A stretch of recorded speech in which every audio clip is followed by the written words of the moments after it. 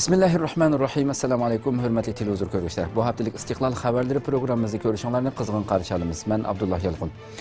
Qadrli qarindoshlar, bu hafta diqqatingizga sunmoqchi bo'lgan xabarlarimizning asosli mazmuni diqqatingizga sunamiz. Bugun xabarimizda Sharq Turkistondagi xalqimiz Xitoy tajovuzchilari tomonidan ishg'ol qilinib, bu vatanimizda atalmish bizning Uyg'ur xalqimizningki mingisini burash yuyish uchun atalmish qurib bergan bu saxta avtonomiya qurilganligining 60 yillik munosabati bilan vatanimizning butun shahar yezilarida hamma yerda har sohadagi xalqimizni bu saxta avtonomiyani qutlaqlash uchun har xil faoliyatlarni olib bormoqda, majburlanmoqda xalqimiz bunga. Bu xabarlarda diqqatingizda bo'ldi. Shuningdek, Bangkok portlatish voqeasiga aloqador qilinib, Malayziyada ikki malayziyalik va bir pokistonlik qo'lga ilinganligi, shuningdek Turkiyaning Tailand doiralariga bu voqeadagi portlatish voqeasidagi asosli gumonlarningki Turkiyaga qochib ketdi degan bu iddaoga qarshi Turkiya raddiya qaytardi. Shundaqla Makkada kran voqeasi yuz berib, 11-sentabr kran voqeasi yuz berib, bu voqeada nurg'un hojilarimiz, ya'ni 111 nafar hojimiz vafot bo'ldi. Shundaqla 258 nafar hoji yaralanganligidan iborat bu xabar. Shundaqla Makkada bu voqea yuz berib, dal bir haftadan keyin bugun, ya'ni bugun juma kuni 11 qavatlik bir binoga o't ketganligidan iborat bu xabarda xizmat bo'ldi. Shundaqla Xitoy Misrga 2 suvosti paraxoti setib berayotganligidan iborat bu xabarda xizmat bo'ldi. Shundaqla Obama ilgirki Amerika prezidentlarining odatini buzib, bu qatim ya'ni shu oyning oxirida Nyu-Yorkda o'tkazilmoqchi bo'lgan yig'inga o'zining Obama va o'zining birga bo'lgan hay'atning bu Xitoy setib olgan mehmonxonaga tushmaydiganligidan iborat bu xabar. Bu va bundan boshqa xabarlar diqqatingizda bo'ldi. Diqqatinglar ekranimizda bo'lsin.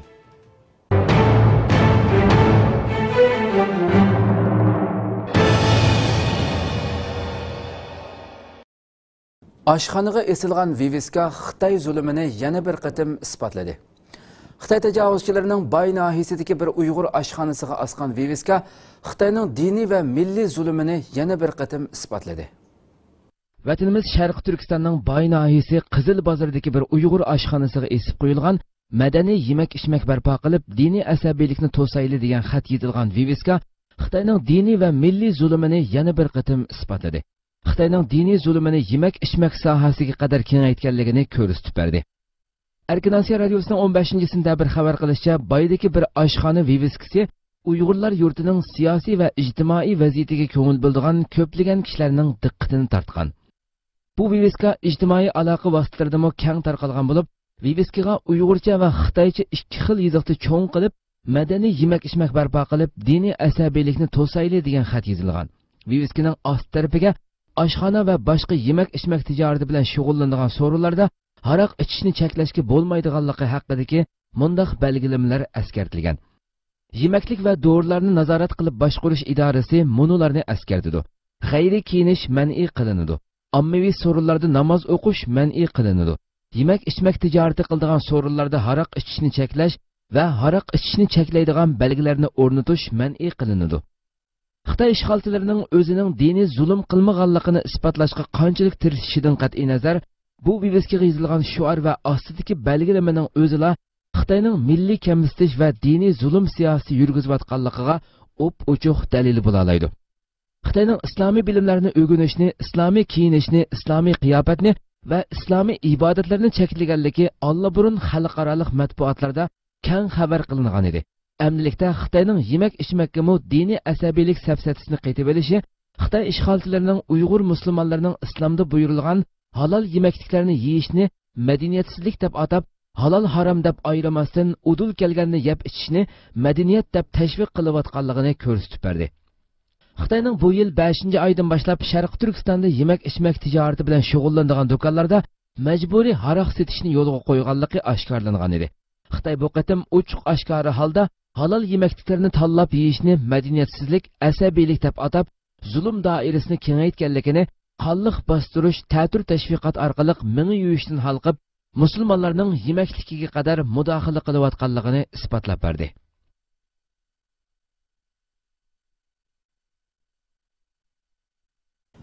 Sharq Turkistonda xalq saxta avtonom rayonini tabriklash faoliyatlariga o'rinlashtirilmoqda. Xitoy Uyg'urlarni aldash uchun qurib bergan saxta avtonomiyaning 60 yilligida Uyg'urlarni har turli tabriklash faoliyatlarini o'tkazishga tashkillash orqali saxta kayfiyat yaratib, dunyoning ko'zini bo'yash g'arazida bo'lmoqda. Xitoyning Uyg'urlar ustidan yurgizayotgan diniy, milliy va siyosiy zulmlari oshkorlanayotgan, Xitoyning Uyg'urlarga saxta avtonomiya berganligi xalqaro matbuotlarda ozdir ko'pdir tilga ilinayotgan bir sharoitda Xitoy Uyg'urlarni aldash uchun qurib bergan saxta avtonomiyasining 60 yilligida Uyg'urlarni har turli tabriklash faoliyatlarini o'tkazishga tashkillash orqali saxta kayfiyat yaratib, dunyoning ko'zini bo'yash g'arazida bo'lmoqda. Xitoy yezi kanatlardagi dehqonlardan tortib o'qituvchi, o'quvchi va davlat ma'murlariga qadar hamma sohadagilarni nutq so'zlash, qizil xo'r aytish, adabiyot, san'at, rasm chizish va tantarbiya musobaqalari qatorliq faoliyatlarni o'tkazib, Xitoy ishg'olchilarini madhiyalashga o'rinlashtirmoqda. Yaqinda Payzavot noyasida inqilobiy naqshlarni aytish musobaqasi o'tkazilgan bo'lib, har qaysi sohadan kelgan kishilar Xitoy bayroqlarini ko'tarib, Xitoyning harbiychi kiyimlarini kiyib, Xitoy ishg'olchilarini madhiyalab, naqsha aytib musobaqalashtirilgan. Chet ellardagi Uyg'ur tashkilotlar va faoliyatchilar bo'lsa, atalmish avtonom rayon qurilgan bu kunning Uyg'urlar uchun qayg'uli kun hisoblanganligini, bu kunni bayram shaklida emas, aksicha motam kuni sifatida qarab xotirlashimiz kerakligini o'ttirg'a qo'ydi. Ömer Qanat Istiqlal televiziya markazini ziyorat qildi. Dünya Uyg'ur qurultayining muavin raisi Ömer Qanat Istiqlal televiziya markazini ziyorat qildi.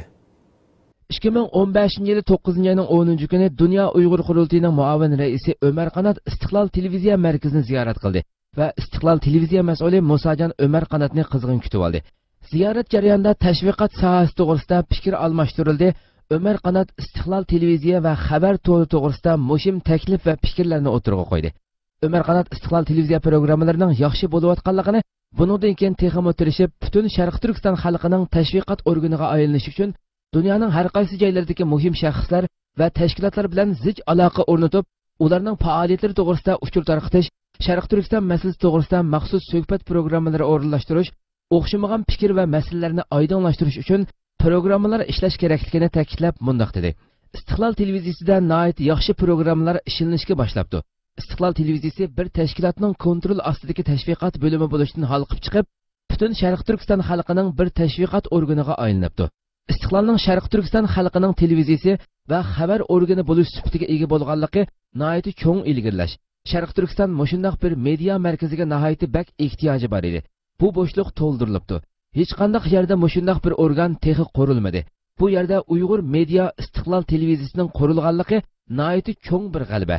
Buning texmo taraqqiy qilishini sizlarning dunyoning har qaysi joylaridagi Uyg'urlarning faoliyatlari to'g'risida programma ishlab, hamma yerdagi Uyg'urlarni bir-biriga tanishtirishinglarni, hamma yerda bo'layotgan faoliyatlardan dunyodagi Uyg'urlarni xabardor qilishinglarni iltimos qilaman va buningdan keyin shunday qilishinglarga ishonaman.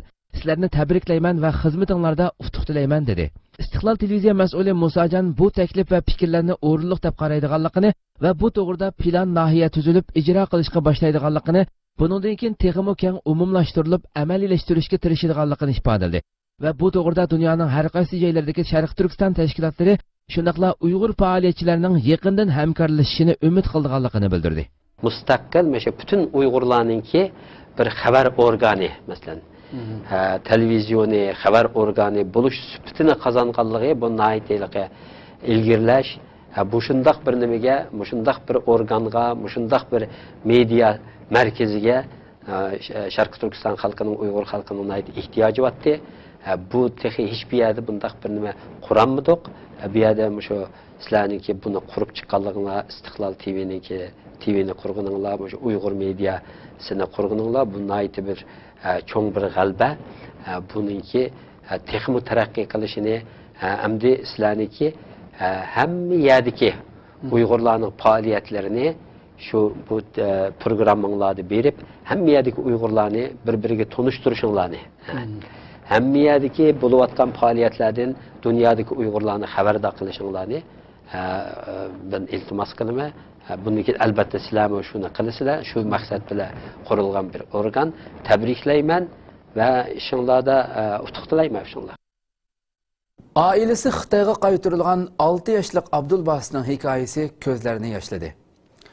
Türkiye İslah Haber Toru'nun muhbirleri ziyaret kılgan 6 yoshli Abdulbasitning hayat hikayesi yüreklerini ezip közlerini yaşıldı. Türkiye İslah Haber To'rining muxbirlari ota-onasi kommunist Xitoy zulmidan qachish uchun vatani Sharq Turkistondagi barliq mol mulkini sotgan va och, suvsiz holatda tog'lardan eshib, mushkul safarlardan keyin Vyetnamga yetib kelgan va yana u yerdan ming bir jafolarda Turkiyaga oyoq bosgan Abdulbasitning va oilasining ichinishlik hayotini keng turk xalqiga tunishtirdi. Uning sarguzashtisida Abdulbasitning oilasi ikki qarindoshi bilan birlikda tutilib qolib, Xitoyga qaytirib berildi. Abdulbasit bovisi bilan boshqa bir uyda bo'lganligi uchun boshqa bir qarindoshi bilan bu kelishmaslikdan qutulib qoladi. Kommunist Xitoyga qaytirib berilgan oila turmaga qamaladi va bir mezgildan keyin Xitoy uning onasini va ikki qarindoshini qo'yib beradi. Lekin Abdulbasitning dadasini zindonda zulm va qiyin qistoq bilan o'tadigan bir umr kutmoqda. 6 yoshda bo'lsa-mu Qur'ondan 5 pari yodlagan Abdulbasitning orzusi yaxshi bir qo'mondan va qori bo'lish. Abdulbasitning onasi ikki bolasini, yo'ldishini va butun mol-mulkini yo'qotib o'ttirdi qolgan. Abdulbasitning bovisi Ibn Abduljabbor bilan birlikda İstanbul Safako'yda 4 qavatlik binodagi bir uyda yashayotdi. Bu binoning butun qavatlarida Sharq Turkistondan Turkiyaga hijrat qilib kelgan oilalar yerlashtirilgan bo'lib, har qavatda 3 uy bo'lib, har uyda bir oila o'ltirmoqda. Tabiiy gaz bo'lgan binoda moddiy imkonsizlik sababidan abont bo'lolmaganligi uchun to'nliq gaz qo'llanilmoqda. Muxbirlar yiqilishayotgan qishda tabiiy gaz ochilishning zarur ekanligini bildirib, keng yaxshilik suyar kishilarning bularga yordam qo'lini sunishini murojaat qildi. Shundaqla isloh xabar xodimlari bu xabar orqali Turkiyada yashayotgan turk xalqiga va ularning millatdoshi bo'lgan Uyg'urlarga muchaqir qildi va shundaq dedi. Ularga yordam qilmoqchi bo'lsangiz, bizga tarjimonlik qilib bergan Akramjonni izlab, uning bilan birlikda bu qarindoshlarimizning yeniga bora olasiz. Bolalarni suyib qo'ying, xonimlarimiz Uyg'ur hadis singillarimiz bilan tanishib, chayini ichsin. Qiyinchilikqa yo'liqqanda izlaydigan bir do'stlari bo'lsin. Ishiningki, bir tabassum ham sizning ham qarindoshlarimizning ko'nglini mamnun qiladi. Bino bak koni bo'lganligi uchun yordamni buningdan boshlashingizmi bo'ladi. Biraylan material olsak, yana biraylan ish haqqini hal qilsak, biraylan oila elektr saymonlari, biraylan gelam degandek qo'l-qo'lchi bir ishlarni qila olasiz. Aloqalash telefon nomeri 0532 722 45 33.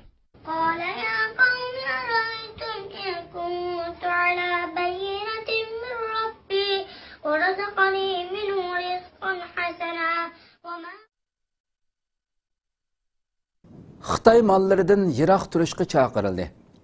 İstanbul Yakki Ticaretçi ve Kol Hünerverler Uyuşmasının reisi Ömer Osmanoğlu Xitoy mollaridan yiroq turish kerakligini bildirdi. Shundaqla Türk iste'molchilar masalaları jamiyati bayonot e'lon qilib, ota-onalarni o'quvchilar uchun Xitoyda ishlangan o'qish qurollarini setib olmaslik haqida ogohlantirdi. İstanbul Kağıthane Yakki Ticaretçi ve Kol Hünerverler Uyuşmasının reisi Ömer Osmanoğlu Xitoy mollari tijoratchilarga ziyon elib keladi. Xitoy mollari davlatimizga kirgizilmasligi lozim. Xalqimiz Xitoy mollaridan uzoq turishi kerak dedi. Ömer Osmanoğlu kichik tijoratchilarning eng cho'ng qiyinchiligi Xitoy mollari. Sirtdan keltirilgan chet el mollari, bu mollar arzon lekin sifatsiz. Xitoy mollari davlatimizga kirgizilmasligi lozim. Biz bu haqda uyushmamizga, birlashmamizga hujjat sundik. Bizga o'xshash Turkiyadagi boshqa uyushmalarmi bu hujjatni berdi. Parlamentda qonun tuzilganda bu haqdami tangshash elib berildi dedi. Yana bir tarafdan Turkiyaning TRT, Star qatorliq nufuzli televiziya kanallarida 22 yildan buyon qo'yilib kelgan Türk sanatchi Levent Kırca başrol algan Onacak o kadar nomli komediyalik filmning 17-sentabrdagi soniga Xitoy Meli deb ism qo'yilgan. 5,5 minutlik bu qisqa komediyalik filmda arzon baholi Xitoy mollarining bozorlarni egallab ketganligi masxarlik usulda tasvirlangan va buningga bo'lgan norozilik aks ettirilgan. İki ekmek rica edeyim Mustafa Efendi. Tabii Ekrem abi. Abi çok güzel Çin ekmeği var. Ondan vereyim mi? Çin ekmeği mi? Nasıl yani anlamadım. Çin taş fırını mı açıldı? Yok abi, ithal ediyoruz. Çin'den buraya. Evet abi. Onca yoldan gelirken bayatlamıyor mu bu ya? Yok abi, taptaze. Adamlar 70 gün bayatlamayan ekmek yapmışlar ya. Peki ne fark var aralarında? Çin ekmeğini niye alayım? Daha ucuz. Yarı fiyatına. Yok kardeşim, bu yaştan sonra ekmeğimi değiştirmem. Sen bana Türk ekmeği ver. Sen bilirsin abi. İlle de pahalı ekmek istiyorsan. Yani. Ben bir de yoğurt alayım. Tabii abi. Bak, Türk malı yoğurt istersen 4 lira. Çin malı yoğurt istersen 1 lira. Hangisinden vereyim? Hoppala, Çin malı yoğurt ne adam ya? Sen Abi affedersin oynattın mı ya? Her şeyin bir de Çin malı olanı mı var? Aynen öyle abicim.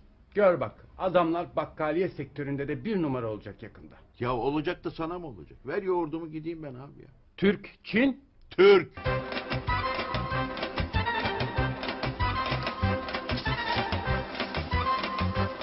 Shundaqla yana Turkiyada o'quvchilarning yozliq ta'tili oxirlashib, dars boshlanish oldida turayotgan bir paytda Turk iste'molchilar masalalari jamiyati bayonot e'lon qilib, ota-onalarni o'quvchilar uchun Xitoyda ishlangan o'qish qurollarini sotib olmaslik haqida ogohlantirdi va Xitoyda ishlangan o'qish madaniyat buyumlarining sifatsiz va o'lchamsiz ekanligini hamda o'quvchilarning salomatligiga og'ir ziyonli ekanligini ta'kidladi. Turkiya iste'molchilar masalalari jamiyatining raisi Aydin Og'ao'g'lu ota-onalarni o'qish qurollari sotib olishda diqqat qilishga ogohlantirib mundoq dedi. Ota-onalar farzandlari uchun o'qish qurollari, forma kiyimlarini sotib olishda sifatga diqqat qilishi kerak. Sotib olmoqchi bo'lgan mahsulotlarning ustidagi marka va qayerda ishlanganligiga diqqat qilib, Xitoyda ishlangan sifatsiz tovarlardan uzoq turishi kerak dedi. Sharq Turkistondagi Xitoy zulmining va Uyg'urlar duch kelayotgan zulmning Turkiyada keng tunishtirilishiga ergashib, Turk xalqi orasida Uyg'urlarga bo'lgan hisdoshlik va Xitoyga qarshi norozilik kuchaymoqda. Turk xalqi har xil usullar orqali Sharq Turkiston masalasiga ko'ngil bildiganligini va Xitoyga la'nat o'qiydiganligini ifodalamoqda. Bangkok hujumiga aloqador 2 Malaysiyalik va 1 Pokistonlik qo'lga olindi. Malaysiya soqchilari o'tgan oy Bangkokda yuz bergan portlatish hujumiga chetishliq 2 Malaysiyalik va 1 Pokistonlikni qo'lga oldi. Malaysiya soqchilari o'tgan oy Bangkokda yuz bergan portlatish hujumiga chetishliq 2 Malaysiyalik va 1 Pokistonlikni qo'lga olgan. Malaysiya soqchi boshlig'i Xolid Abu Bakrning aytishicha, ular bir qancha kun burun qo'lga olingan bo'lib, tekshirilib o'tibdi. Qo'lga olingan Pokistonlik er kishi bo'lib, 2 Malaysiyalikning biri ayol ekan.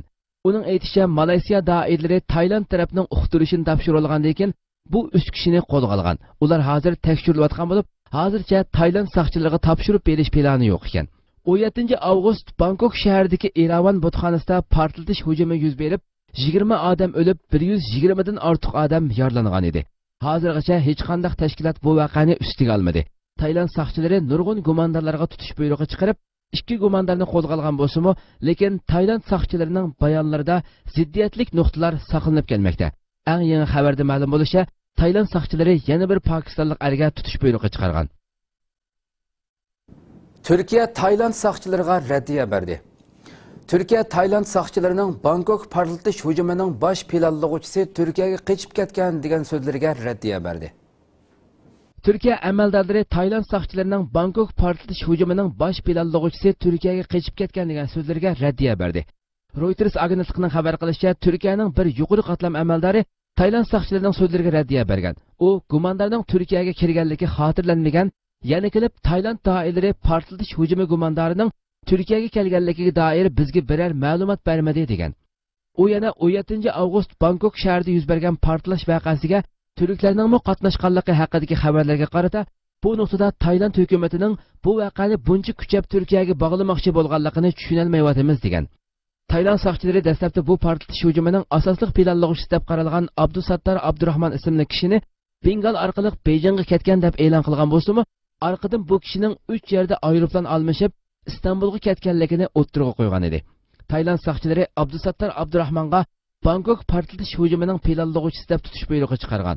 Lekin shu kuni kashitla medialardan Uyg'ur degan so'zni ishlatmaslikni talab qilgan. Turkiya dengizga cho'kib ketgan kemadagi 200 dan ortiq musofirni qutqizib oldi.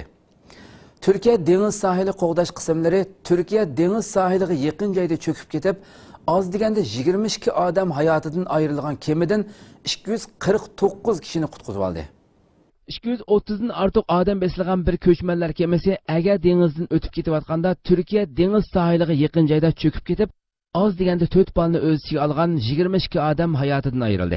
Turkiya Doğan agentligining xabar qilishicha, Turkiya dengiz sohili qo'g'dash qismlari 249 kishini qutqizib olgan. Bu ko'chmanlarning davlat tabiiyligi aniq emas bo'lib, ular Turkiyaning Muğla viloyatiga avatilgan. Ko'chmanlar o'ltirgan kema Gretsiyaning Kos orlig'iga ketayotgan bo'lib, Turkiyaning Muğla viloyati Datça noyasiga yaqin yerda cho'kib ketgan. Bu haqda bayonot e'lon qilgan Muğla valisi Amir Chechak 50-60 kishilik bu kemaga 279 odam besilganligini tilga ilib o'tdi. Suriyadan qochib chiqqan musofirlardan 2,5 millionga yaqin kishi Turkiyada panohlanmoqda. Yaqinda buyon ko'chmanlar O'rta dengiz orqali Yevropaga berish jarayonida normadan oshirib odam silish sababli kema cho'kib ketish hodisalari ko'p yuz bermoqda. Makkada kran o'rilib tushish hodisi yuz berib, nurg'un odam qazo qildi. Saudiya Arabistonning Makka Mukarrama shahrida 11-sentabr juma kuni yuz bergan kran o'rilib tushish voqeasida 111 nafar hoji vafot bo'ldi. 258 dan ko'p kishi yaralandi. Yana bir tarafdan bugun Makkaning Aziziya mahallasida 11 qavatli bir mehmonxonada o't ofati yuz berdi. Saudiya Arabistonning Makka Mukarram shahrida 11-sentabr kuni Haram masjidining kengaytirish qurilishini elib berayotgan kran qattiq bo'ron va yomg'ir sababidan tuyuqsiz o'rilib tushib, masjid ichidagi necha yuzlagan hoji qazoga uchradi. Eginlasha bu qitimqi tuyuqsiz hodisada 111 nafar hoji vafot bo'lgan. 258 dan ko'p kishi yaralangan. Bu hodisa juma kuni soat 17 dan 23 atrofida yuz bergan.